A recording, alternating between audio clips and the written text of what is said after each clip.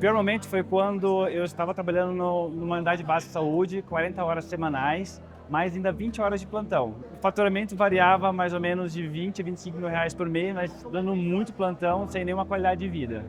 A maior preocupação era que, primeiramente, aquela insegurança para atendimento. Segundo, o que eu ia fazer, né? O que eu ia colocar de protocolo, injetáveis, o que eu ia beneficiar meu paciente com os meus protocolos. E também a questão de captação de paciente.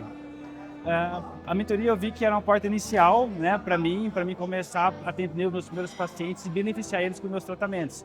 E além disso, me dava uma segurança a mais e um aval a mais para mostrar ao paciente que sim, eu sei fazer o que eu estou fazendo hoje. O faturamento hoje varia de 50 mil para mais por mês, dependendo do mês. Depende do tanto que eu trabalho e eu recebo. Então, assim, está sendo bom porque eu não ganhava isso. Estou trabalhando bem menos, estou tendo mais tempo de qualidade com a minha família e isso é muito recompensatório.